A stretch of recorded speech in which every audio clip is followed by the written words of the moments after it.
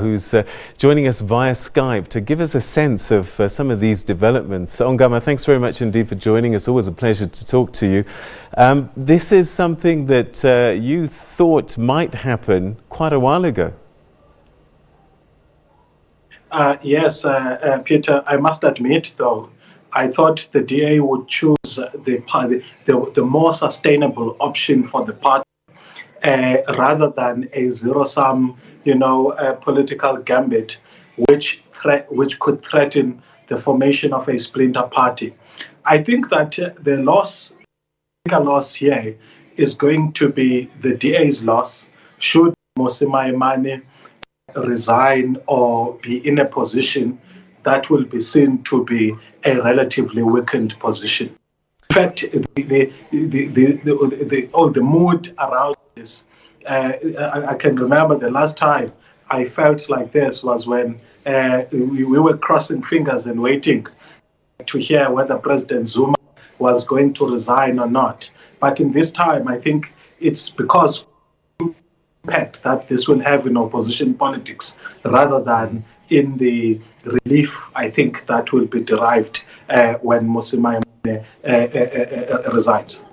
So for Herman Mashaba, it was the appointment of Helen Zille as Fed Council Chair. And I wonder if that's the same straw that broke the camel's back for Mmusi Maimane if he indeed does resign. Yeah, so for me, it absolutely was. Because remember, before then, you saw a very combative Maimane. You saw a Maimane that said, I've noted, well, he didn't refer to the note, the review, the outcome of the strategic review, but was daring his opponents within the party to actually go on an elective conference. That's how confident he was about his power base. Helen Zille came in. It's not just her person, but what it does is it neutralizes the power block around Maimane. These leaders had been together for some time, and there was some consensus or some workable compromises which had been agreed among them. I'm referring now to the senior executive of the party. Now that you had somebody who doesn't come from the in-group, it kind of unsettled the political base a little bit.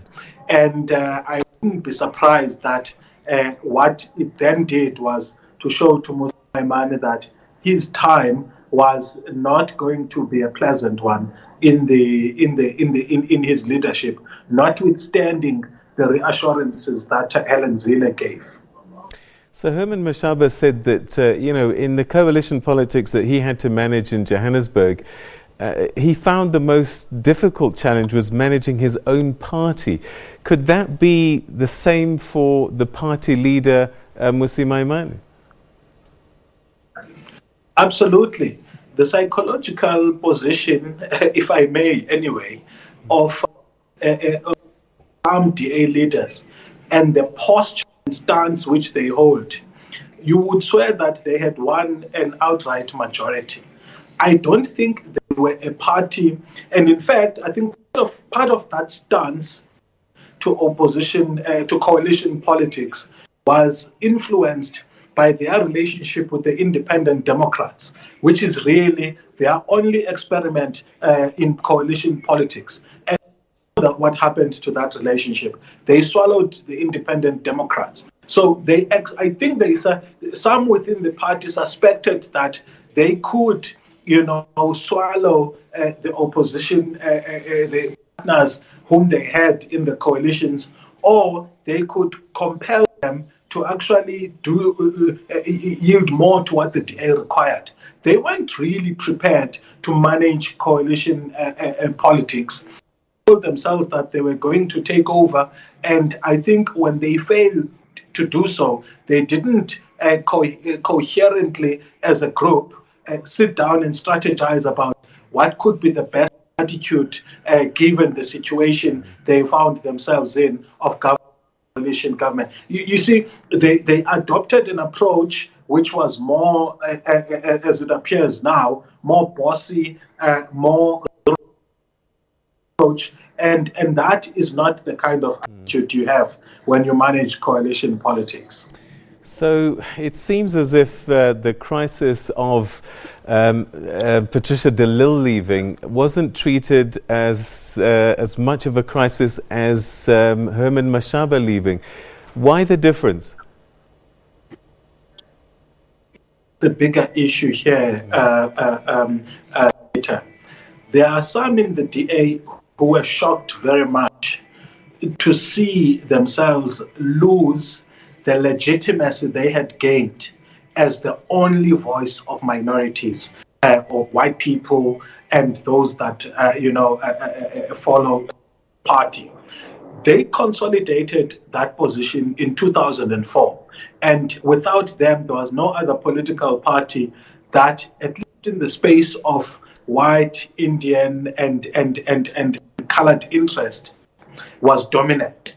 So when they lost support to the Freedom Front Plus, I think that sent them on a rampage, if you like. There were some that they said they were undertaking a strategic review process, but as it seems to me, it was not about strategic review. It was best to reposition the party in ways that their dominance in minority politics. And I think that they don't mind. They would, in fact, if they played good strategy, they won't mind the repercussions of Herman Mashaba as well as Mmusi Maimane, because the direction that they want to go is secured minority interest, but also attracting black leaders who are not going to agitate for greater within the party in ways that pull it away from its core constituents.